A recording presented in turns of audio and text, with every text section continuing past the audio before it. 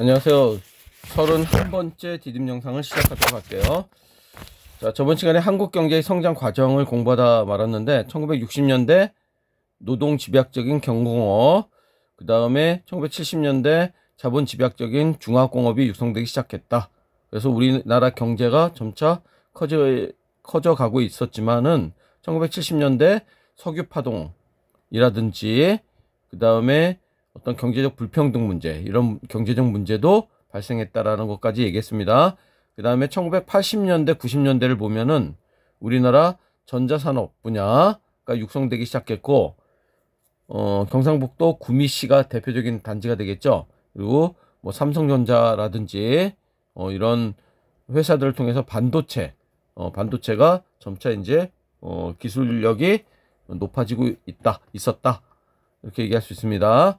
그래서 특히 1980년대는 우리나라 수출이 날개를 다는 시대였죠. 자, 왜 그러냐면은 바로 그 저달러 현상이라고 했는데 자, 여기 나올 수 있는 말이 뭐냐면은 바로 삼저호황이라는 말입니다. 1980년대. 자, 저달러, 다시 말하면 앵고가 되겠죠. 요 앵고가 더 사실은 중요할 것 같아요. 우리나라와 경쟁 상대에 있는 일본의 화폐 가치가 높아지고 우리나라 상대적으로 화폐 가치가 낮아져서 우리가 환율에서 수출하는 데 있어서 유리한 측면이 있었다는 겁니다. 그리고 저유가, 그다음에 저금리, 이런 것들이 우리나라가 어떤 이런 삼저 현상으로 인해서 수출의 호황을 맞이하게 되었다, 이렇게 얘기할 수 있습니다. 그래서 그리고 1997년에는 자, 이렇게 잘 나가다가 역시 또 힘든 상황을 겪는 거죠. 자, 외환 위기가 발생하고, 마이너스 성장과 높은 실업률, 그리고 IMF 구제 금융을 받으면서 자, 우리 기업들이 구조조정을 당하고, 그 다음에 실업이 굉장히 많이 증가하고 많은 기업들이 도산하고 이런 어려움에 빠지게 된 거죠. 자, 그 다음에 2000년대 이후에는 자동차, 전자, 통신기기, 이런 것들이 우리나라 주력 산업으로 성장하게 되었고, 역시 2008년에 세계 금융위기를 겪으면서 우리나라 경기가 침체되었다. 이때의 어떤 위기를 세계 금융위기라고 하고, 미국 서브프라임 모기지 사태로 인해서 부동산에서 비롯되는 거죠. 부동산 주택담보가 부실해지면서 미국의 은행들이 망하기 시작하고 투자했던 사람들이 큰 손실을 입고, 그러면서 어떤 이런 금융위기에 빠지게 되었다는 거죠. 신속한 대처로 다른 나라에 비해 빠르게 극복하였다라고 얘기할 수 있겠네요. 자, 한국 경제의 특징을 보면, 자, 한국 경제는 정부 주도적인 성장을 했다라고 볼 수 있습니다. 물론 이제 시장 경제도 중요하지만은 정부가 어떤 큰 역할을 했다는 거죠. 좀 끌고 가는 그런 측면이 있었다. 그리고 외자 도입을 통한 성장이다. 처음에 자본 형성이 어렵기 때문에 차관을 도입한다. 외채를 도입해서 바로 이러한 어떤 외국 자본에 의한 어떤 성장을 했다라는 거, 이런 것이 특징일 수 있고, 그 다음에 불균형적 성장을 했다. 자, 그래서 자, 여기 뭐가 올까요? 공업 위주의 성장을 했죠. 공업 위주의 성장을 하고, 사회 간접 자본을 먼저 육성하는 불균형 성장을 실행했고, 불균형 성장이라는 것은 농촌보다는 도시, 중소기업보다는 대기업 위주, 그 다음에 농업보다는 공업 위주의 그런 성장을 했다는 거죠. 자, 그리고 우리나라는 수출 지향적인 성장을 했다. 그래서 기계와 원료 수입으로 상품을 만들어서 해외 수출하여 경제를 성장시키는 이런 것들이 바로 우리나라 한국 경제의 특징이라고 볼 수 있습니다. 그래서 세계 속의 한국 경제, 이렇게 했는데 경제적 위상이 상승하게 되었죠. 그래서 지속적인 경제 성장으로 무역 규모로 봤을 때도 세계 10위권을 왔다 갔다 하고 있는 거죠. 그리고 GDP 규모로 봤을 때도 7, 8위권을 왔다 갔다 하고 있고, 그래서 우리나라를 이제 다른 나라들이 이렇게 함부로 할 수 없는, 경제적으로는 그런 어떤 경제적 위상을 갖게 되었다는 거죠. 그리고 세계의 주요 교육국으로 부상하게 되었다는 거. 자, 이런 것들 알 수 있습니다. 그 다음에 한국 경제의 과제를 보면은, 인구의 도시 집중 현상이, 증가하고, 그 다음에 도시와 농촌 간 경제적 격차 문제가 발생하고, 그 다음에 주거 환경이 악화되면서, 공해 문제가 발생하고, 그 다음에 여러 가지 이농 현상 등 이런 것들이 한국 경제의 어떤 문제라고 볼 수 있겠네요. 그 다음에 농업, 어업과 공업 간의 어떤 격차, 대기업과 중소기업 종사자들 간의 어떤 소득 격차, 그 다음에 한국 경제의 대외 의존도가 심화됐다라는 거, 그 다음 비정규직의 고용 문제, 청년 실업 문제, 이런 것들을 둘 수 있겠습니다. 자, 요 부분으로 해서 그 질문 만들기, 요 단원, 한국 경제라든지 아니면 경제 성장과 관련된 질문 만들기를 여기다가 해 주시기 바랍니다. 자, 다음으로 77조로 넘어갈게요. 77조.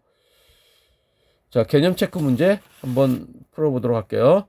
자, 1960년대와 연결 지을 수 있는 특징은 뭘까요? 1960년대. 자, 뭘까요? 자, 이게 잘 안 되는데, 1960년대는, 그쵸. 요거 기억이 되겠죠? 경공업을 집중적으로 육성했다. 자, 요게 되겠습니다. 그 다음에 1970년대는 아까 중화공업 위주의 그런 경제 개발을 추진했다는 얘기 했죠? 근데 1980년대는 뭘까요? 그쵸? 3조 호황에 힘입어 경제가 성장했다라는 거. 그 다음에 1990년대는 아까 1997년 12월 외환위기를 겪었다라는 거 얘기했습니다. IMF 외환위기. 2000년대에는 2008년 미국발 금융위기. 자, 이렇게 연결해 주면 되겠네요. 그 다음에 자, 가로 안에 알맞은 단어를 써 넣으셔야 했는데, 경제 성장률은 뭐와 똑같다고 그랬죠? 뭐로 측정한다고 그랬죠? 그쵸. 실질 GDP 증가율. 이 경제 성장을 이꼴 실질 GDP 증가율이라고 볼 수 있습니다. 그 다음에 한국 경제 성장의 특징을 세 가지 들면, 수출 주도, 성장 제일주의, 그 다음에 뭘 들 수 있을까요? 정부 주도형 경제 개발이라고 볼 수 있겠네요. 여기 정부 주도라고 쓰면 되겠습니다.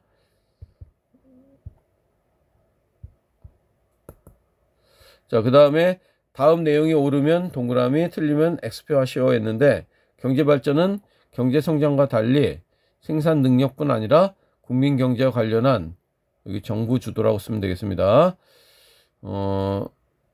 국민 경제와 관련한 여러 가지 환경의 향상까지 고려한 개념이다. 맞는 얘기죠? 자,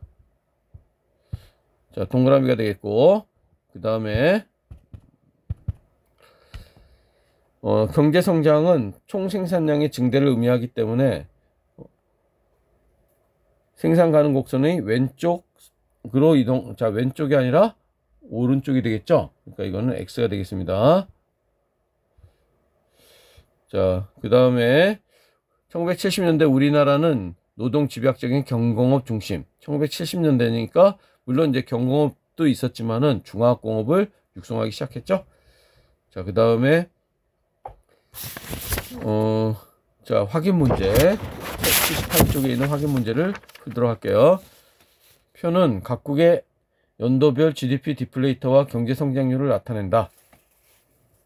단 기준 연도는 2020년이고 물가 수준은 GDP 디플레이트로 측정한다.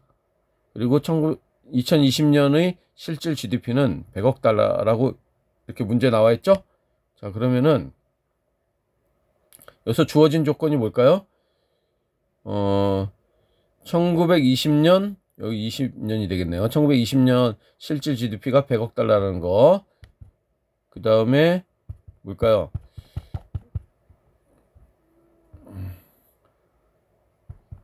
아이고.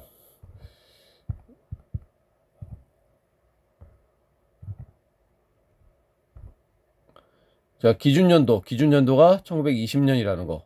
그래서 실질 GDP와 명목 GDP가 기준연도는 같죠. 그래서 명목 GDP가 역시 100억 달러라는 걸 알 수 있겠죠. 그 다음에 GDP 디플레이터는 실질 GDP분의 명목 GDP 곱하기 100으로 구하죠. 자, 요거 이렇게 하면은 우리가 요렇게 표와 같이 구할 수 있다는 거죠. 여기 100인데 GDP 디플레이터 알고 그 다음에